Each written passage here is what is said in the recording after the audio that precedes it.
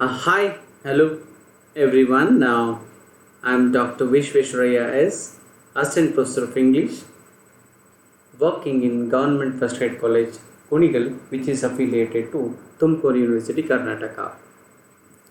Dear students and my dear viewers, so in this video, you are going to get information about Gulliver Travels Part 1 Voyage to Lilliput, Chapter 4 Summary and its analysis. So, dear viewers, in my previous videos, started with Chapter 1, 2, 3, Jonathan Swift's Gulliver Travels Part 1 Voyage to Lilliput. So, we have seen that how Lemuel Gulliver, when after the catastrophe, he reaches the shore and he meets Lilliputians, and even how the Lilliputians and Gulliver's relationship develops, and so he has been carried to the capital city.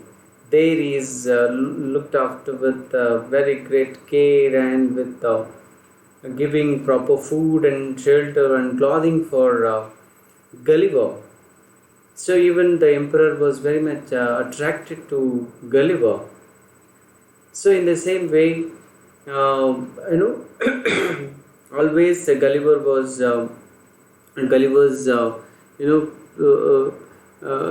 he is asking for his freedom. Finally, with some conditions, they made him, set him free.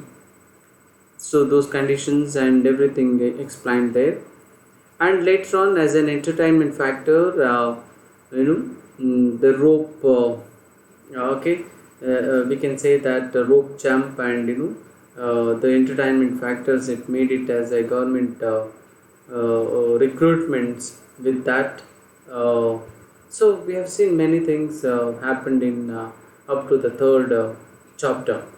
Let us see in the first chapter what happens to Gulliver after he sets free, and he was he is able to move from one place to another, and he even enjoys the countryside, and even all throughout the kingdom he moves, and he gets information about their culture and everything. He gets information, and we'll see what happens in chapter 4.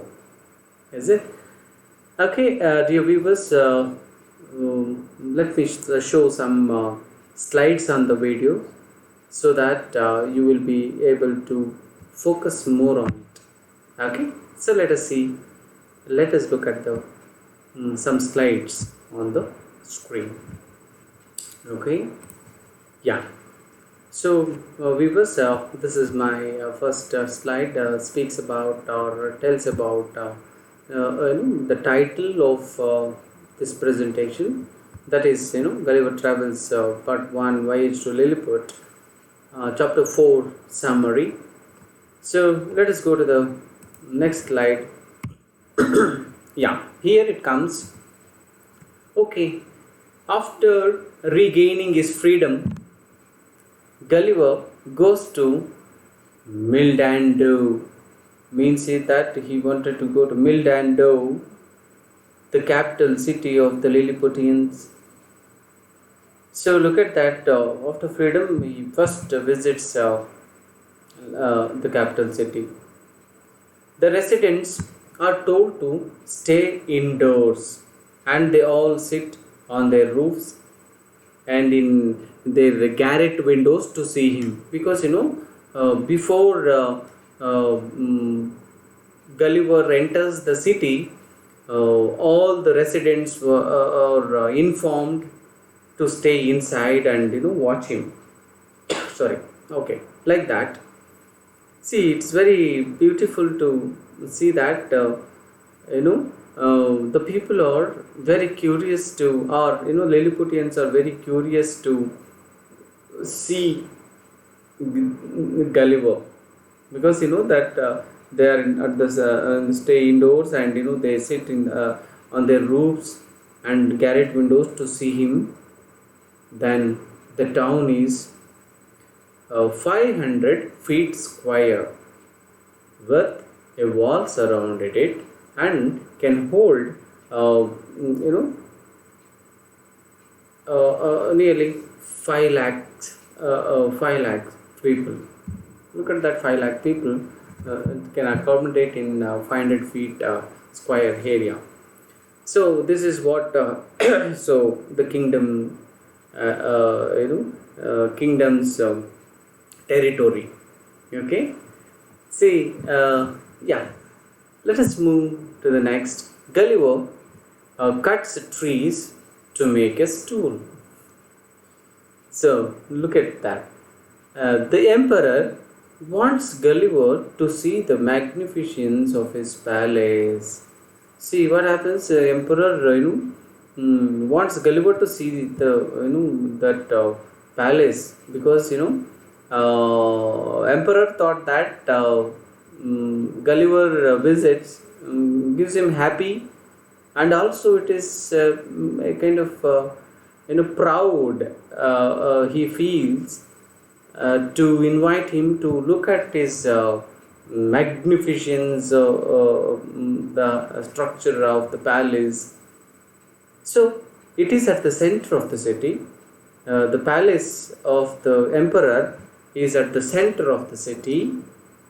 So Gulliver cuts down trees to make himself a stool, because Gulliver he cuts down some trees, and he makes himself to sit on a stool.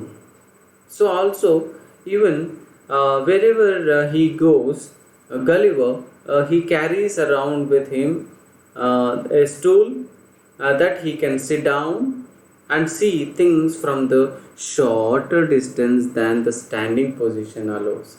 See, look at that. His intention is to, when he sits on a stool, and he can just closely look at the houses and streets and everything. That is what how Gulliver here in this fourth chapter, this is a kind of very interesting for Gulliver to visit the capital city, and the roads and the houses and everything attracted to him. Okay, look at in the next slide. The rebel group in the kingdom. Now it's actually it begins with this kind of war signal here. The rebel group in the kingdom. Let us see who are the rebels, and what is the conflict. About 2 weeks after Gulliver obtains his liberty, see, after 2 weeks of his freedom, a government official named, here you have to focus, dear viewers. So another character is introducing here. After 2 weeks of the Gulliver's freedom, a government official named Reldresal, I repeat, Reldresal, comes to see him. He comes and to see him.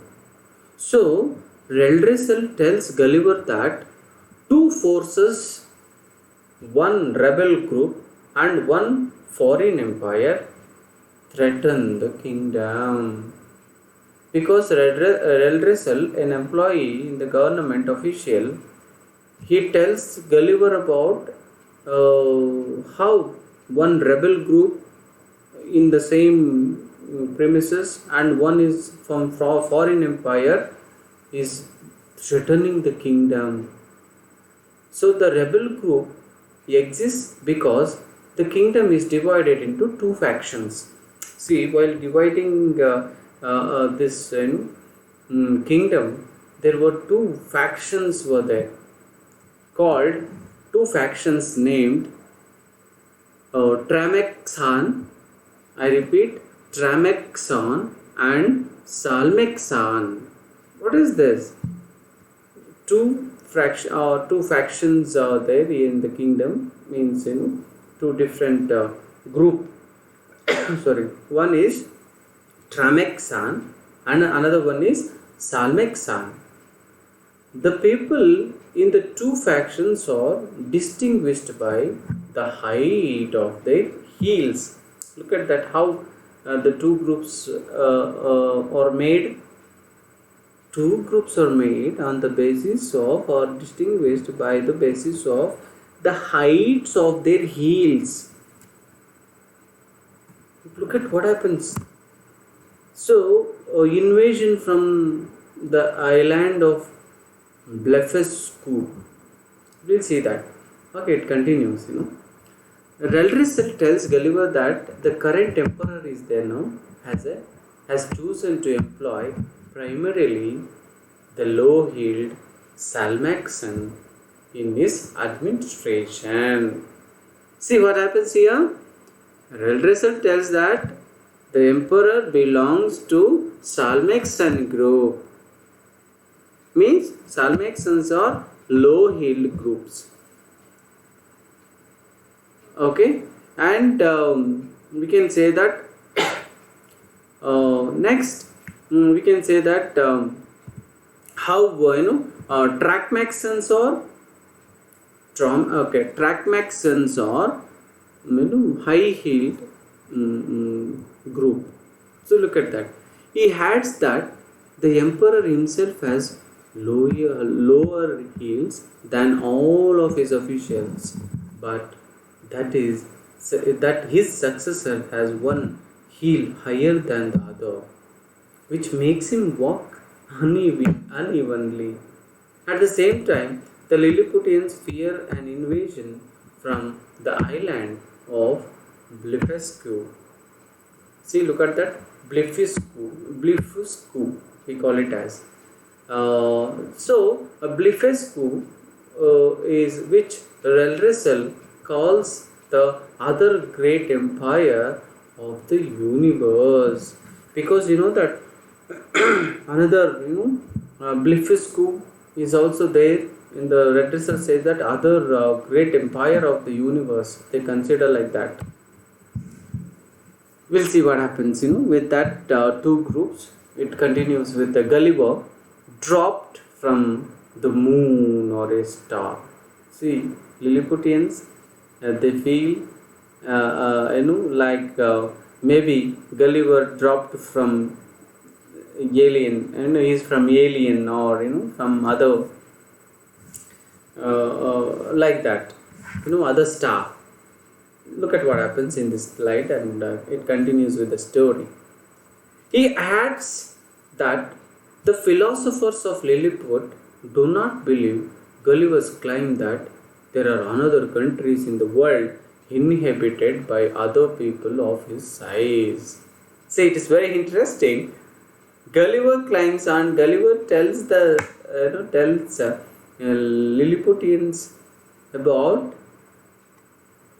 see, other countries are there in the world, like the size of people like him. They are preferring to think that Gulliver dropped from the moon or a star, but they don't believe that. But they thought that he is from some from the moon or a star. Sorry. Relrisel describes the history of the two nations.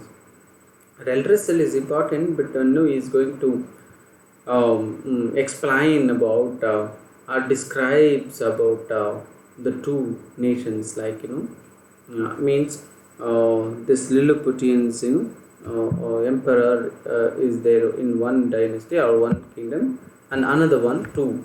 The conflict between them, the two nations, began began years ago. So, what is that conflict, and how it will be? We'll see that. So what happens between these two, BLEFUSCU and with this group in the emperor's kingdom? We'll see what happens. Lilliputians to break their eggs. This story again, it continues with when the emperor's grandfather was there, then in command of the country, commanded all Lilliputians to break their eggs on the small end first. The egg will be one side big end, another one is small end. See what emperor's grandfather then commanded of the country is all Lilliputians to break their eggs. Which side? On the small end first. He made this decision after breaking an egg in the old way. Large end first and cutting his finger. So the people resented the law and 6 rebellions were started in protest. So like this, the protest began. Then what happens? The monarchs of BLEFUSCU fueled these rebellions, and when they were over, the rebels fled to the country to seek refuge. See, these Lilliputians who were rebellions supported by the other country or other kingdom, and they took support from BLEFUSCU. Now even 1,000 people choose death rather than submit to the law. Like that, the kingdom was very strict orders and strict order to just make them die. Many books were written on the controversy. Reldresel explaining this, or Reldresel describing to Gulliver all these things. Many books were written on the controversy, but books written by the big Indians were banned in Lilliputs. So like big Indians were banned in Lilliputs. Okay, we'll see that. The government of BLEFUSCU accused the Lilliputians of disobeying their religious doctrine. See, look at that, how the conflict between these two, BLEFUSCU versus Lilliputians. See, disobeying the religious doctrine, the Brundrekral by breaking their eggs at the small end. So the Lilliputians argued that the doctrine reads that all true believers shall break their eggs at the convenient end, which could be interpreted as small end. So look at that, how the controversy began between these two, so that the rebellion groups, they are now in a conflict, and they decided to war. Look at that, how Gulliver helps to defend Lilliput. Now the order is given because with the condition itself, Lilliputian's emperor sets him free due to some because putting some conditions on Gulliver, like in the time of any kind of help needed, means Gulliver used to support the Lilliputs. Look at that. Reldresel continues that the exiles gained support in BLEFUSCU to launch a war against Lilliput and were aided by rebel forces inside Lilliput. Now, with this background, the war may be declared, and a war is declared, and a war has been raging between the two nations ever since. So the Gulliver asked to help defend Lilliput against its enemies. Okay, it's obviously it is very bounding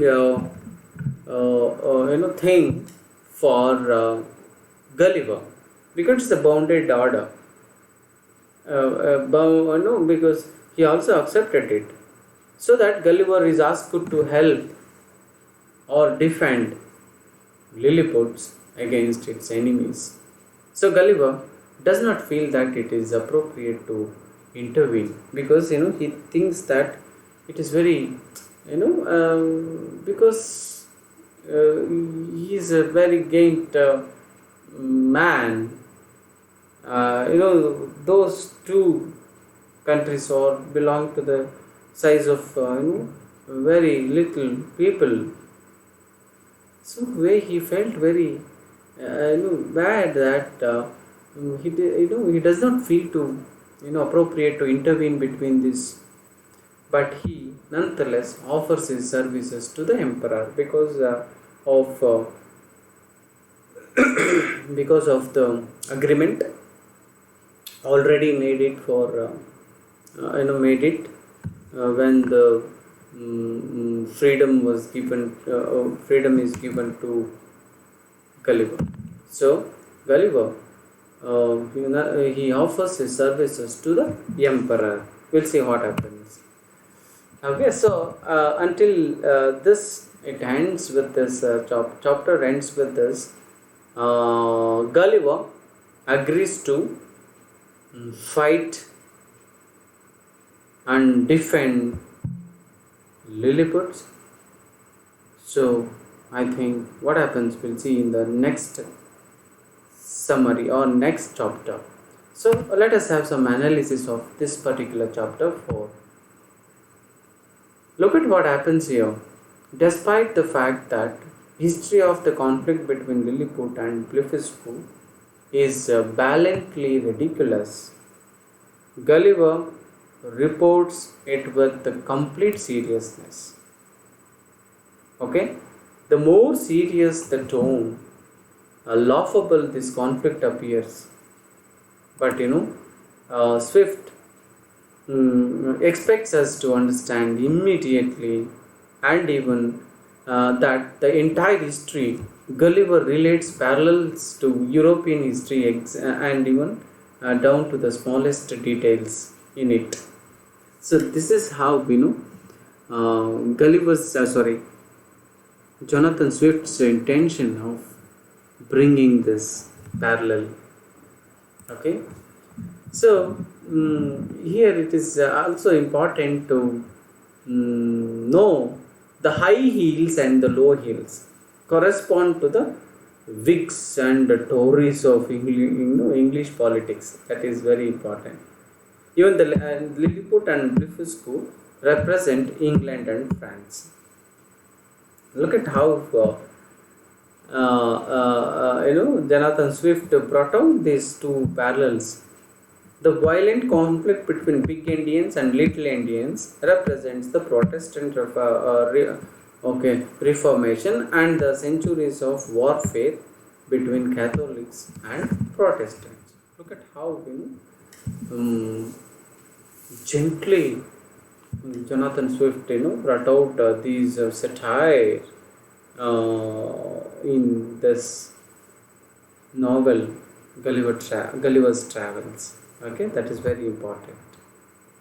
So then look at that by recasting European history as a series of brutal wars over meaningless and arbitrary disagreements, Swift implies that the differences between Protestants and Catholics, between Whigs and Tories, and between France and England are as silly and meaningless as how a person chooses to crack an egg. Look at how, once we make this connection through, we face the question of why Swift thinks that these conflicts are trivial and irrelevant. That is how it beautifully brought out, and we'll see that. After all, religion, politics here, and national identity would have been considered the most important issues in Swift's time, and we continue to think of these things as important today. So the answer to the question is less obvious, that in the text does not give us a simple explanation, but it debate between the big Indians and the little Indians does provide some clues about these factors. Okay, so the egg controversy is ridiculous in this chapter, because there cannot be any right or wrong way to crack an egg. So it is unreasonable to legislate how people must do it. We cannot legislate them to do it. Similarly, we may conclude that there is no right or wrong way to worship God. Anyway, at least there is no way to prove that one way is right or another way is wrong.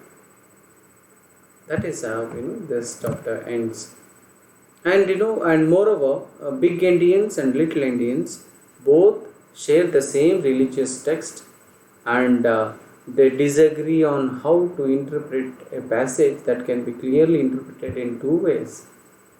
So Swift is suggesting that Christian Bible can be interpreted in more than one way, and that is ridiculous for people to fight over how to interpret it, when no one can really be certain that one interpretation is right and others wrong, such a way that we see that how Swift may be, in such a way he brought out all these things in this in his novel Gulliver Travels. Okay, so this is my references for this particular chapter. So thank you for so much listening to me. I hope that you got some information about, or you got summary of chapter 4 and its analysis. Okay, dear viewers, let us see the next chapter 5 and its analysis and summary in the next video. So dear viewers, thank you so much for listening to me and viewing this video, and even I request you to just subscribe and watch. Thank you so much.